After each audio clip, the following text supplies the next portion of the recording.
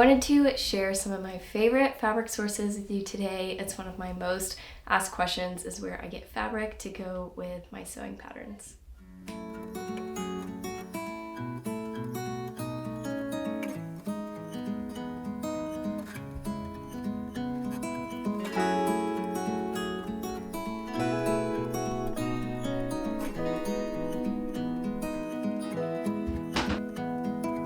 So my favorite fabric sources are Etsy, Blackbird Fabrics, Fabric, Cottoneer Fabrics, which is a new one to me. I like Joann Fabrics. I find a lot of great options there. And I also really enjoy finding Thrifted Fabrics and imagining what I can do by repurposing bed sheets and curtains and all of those things. What I've learned is finding the right fabric comes down to inspiration, knowing what you like in fabric and what you don't like, and turning on some filters mentally and even in your search when you are finding fabrics, whether that's online or in person. Of course, shopping in person is a lot easier, and so I recommend starting shopping in person because that way you can get a feel for fabrics, you get to understand the different weights of fabric, how something flows, different materials, and the contents of blended fabrics and how those work together.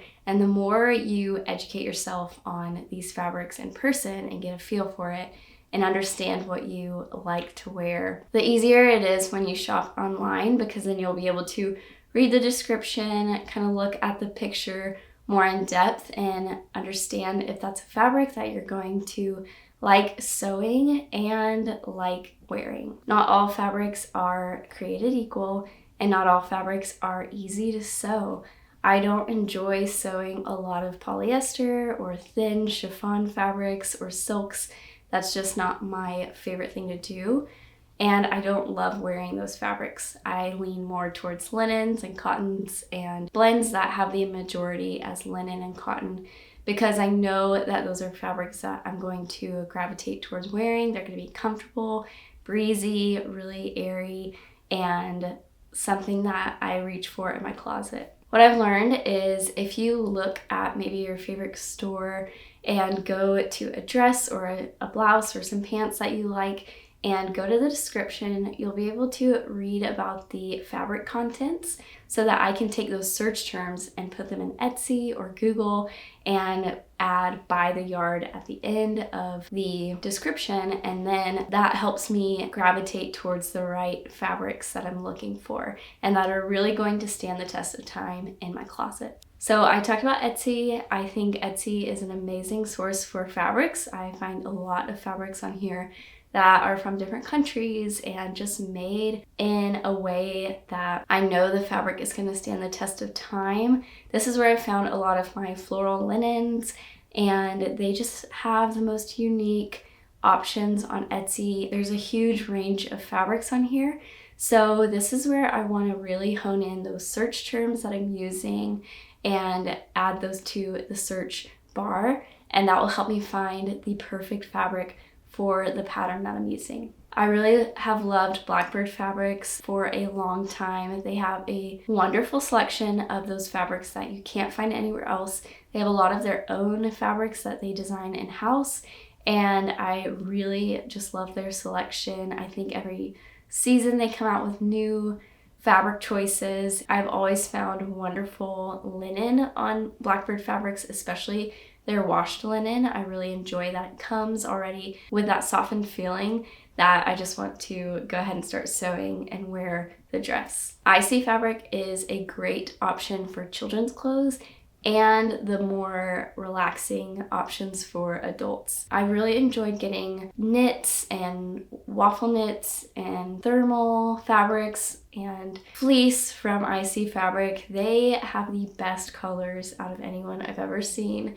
I love that they source and find all of their fabrics in the US, and they work really hard to make sure that there are coordinating colors. I just think they're an amazing option for fabric. Recently, I just got some fabric from Cottoneer Fabrics, and this is a new to me shop, and I really like their selection. They have mainly cottons that you want to use for quilts, but they do have an apparel section, and that's another tip, is to always gravitate towards the apparel section when you're looking for fabric for clothing first, before you look at all of the printed cottons that are usually used for maybe home decor or quilts. I talked a lot about going in person to see fabric, and if you don't have a small shop that sells fabric in your town, I recommend looking up Joann Fabrics. This is usually in most cities around America, and this is a great way to get yourself acquainted with fabrics that are accessible, inexpensive,